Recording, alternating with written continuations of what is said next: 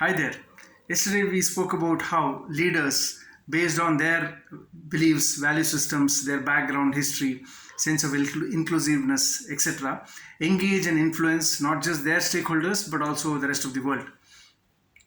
There are situations where seemingly homogeneous entities, either as individuals or corporates or companies, come together for a specific purpose but may still have certain issues with each other, and it may actually lead almost to a public spat. Take the case of the ruckus created over the creation of the AUKUS in recent days.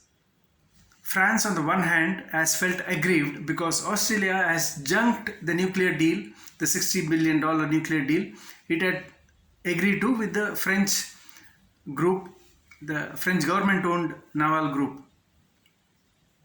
Australia, on the other hand, may feel that it had given enough opportunity for the French team to come back with the misgivings it has raised considering the deal. The French team, on its part, may feel that things are going in a smooth way, and it may have felt suddenly shortchanged by the decision of the Australian government to suddenly forge an alliance with the US for buying their nuclear powered submarines. The US may feel, because its business is business, that it's a done thing to engage in a potential business deal without really being aware of what the situation was between the French and the Aussies.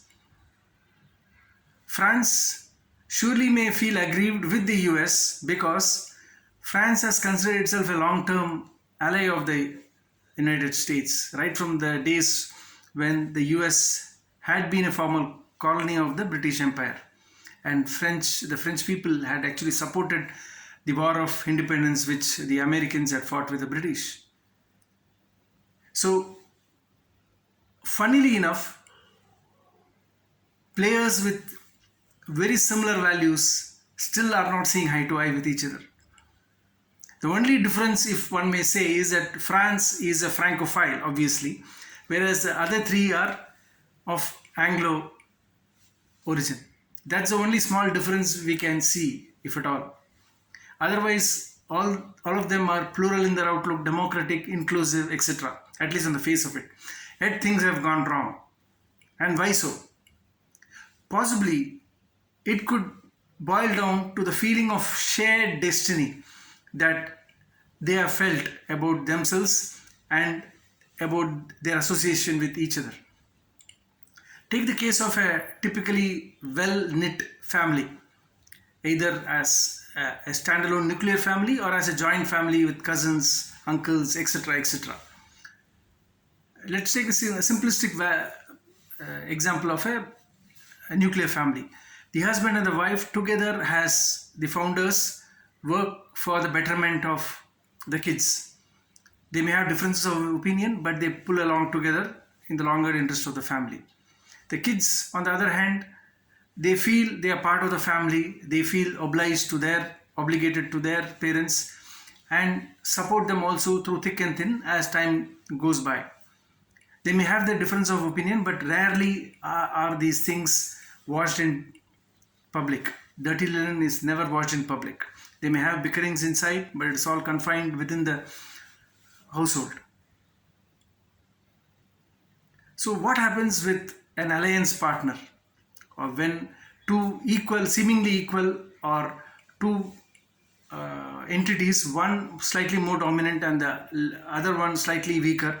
It could be between a corporate and a channel partner, a corporate and a franchisee partner, or two corporates.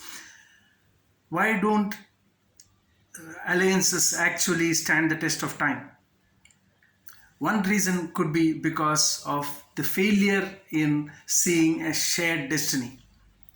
It could be from both the sides, or even if one side doesn't feel it is part of a shared destiny, then things can go wrong.